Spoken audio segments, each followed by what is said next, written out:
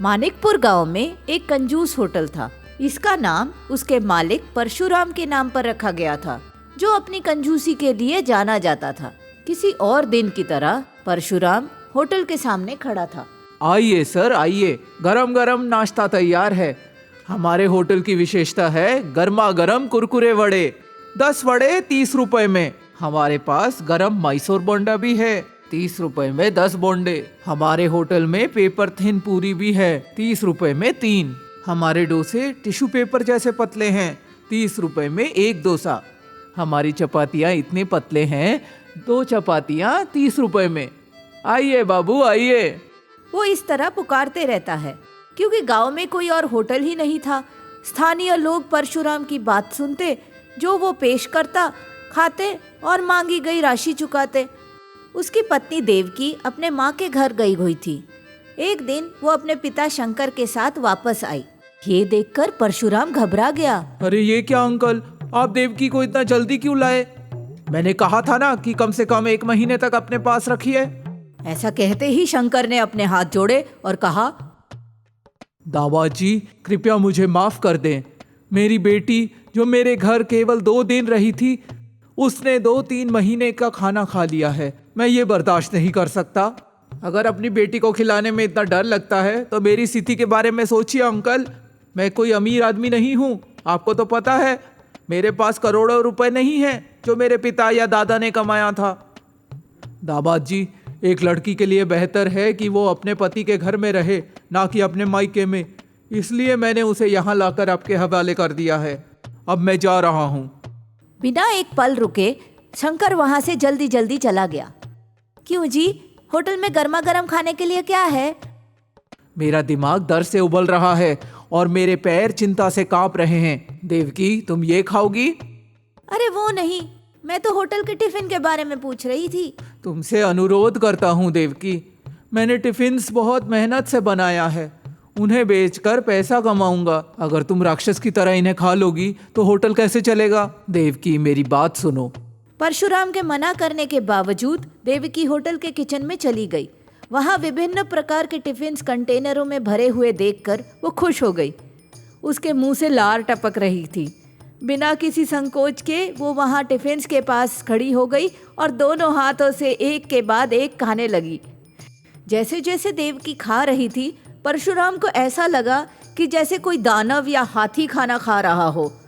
देवकी को ऐसा खाते हुए परशुराम हैरान हो जाता है। तभी लड्डू भाई नामक एक मोटा आदमी होटल में आता है और जोर जोर से चिल्लाता है, होटल में कोई है कि नहीं? परशुराम जो किचन में था, उसने सुना और होटल के सामने दौड़कर आया। इतना बड़ा इंसान होटल के सामने देखकर परशुराम खुशी से झूम उठा। वाह रे वाह, इसका आकार देखकर लगता है कि होटल का सारा टिफिन यही खा लेगा। आज बहुत पैसे कमाऊंगा। जब वो इस पर विचार कर रहा था, लड्डू भाई ने सोचा, ओ भैया, आपके होटल में खाने के लिए क्या है?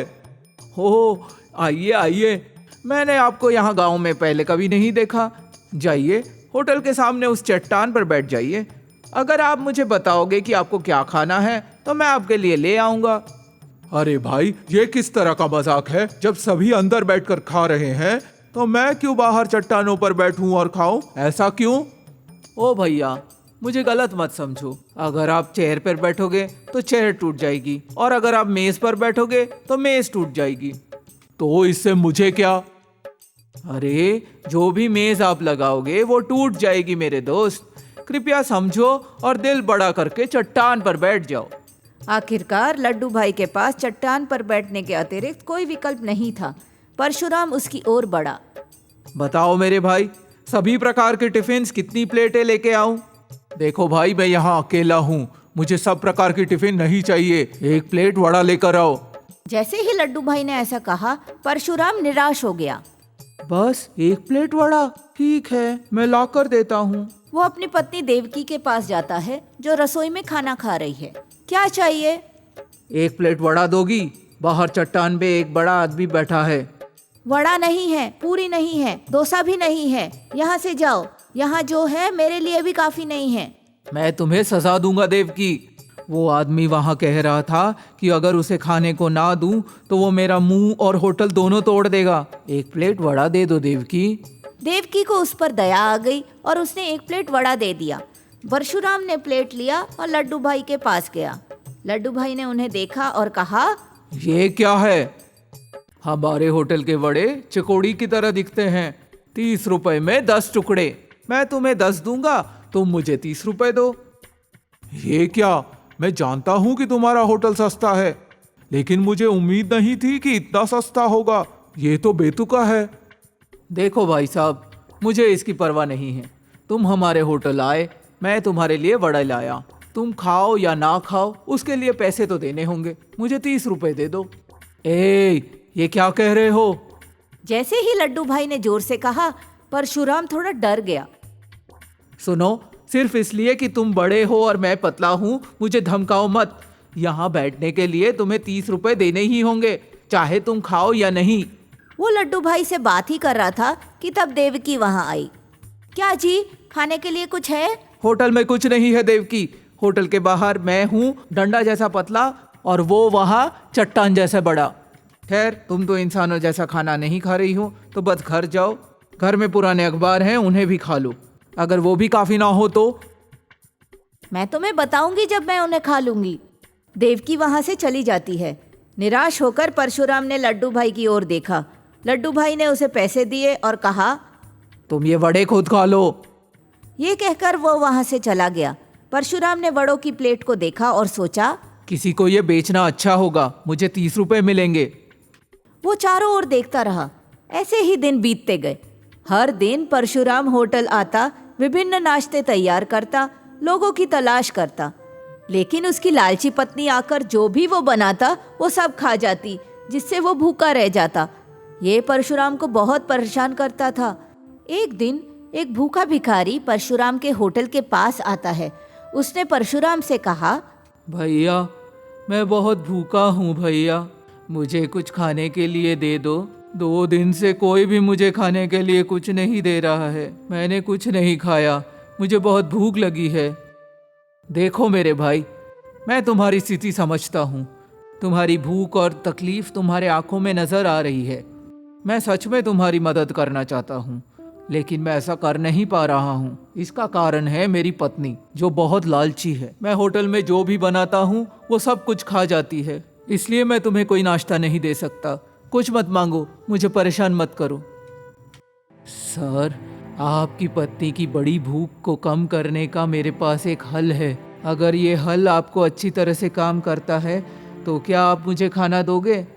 ये सुनते ही परशुराम खुश हो जाता है, खुशी से चमकने लगता है। क्या तुम सच कह रहे हो? क्या तुम्हारे पास सच में मेरी पत्नी की भूख कम करने का कोई तरीका है? तुम मुझे बताओ, मैं तुम्हें अच्छा इनाम दूंगा। मुझे इनाम की जरूरत नहीं है, मैं तो बहुत भूखा हूँ, बस मुझे खाना दे दो। मैंने तुम्हें बताया होटल में खाने के लिए कुछ नहीं है। मेरी पत्नी ने सब कुछ खा लिया है।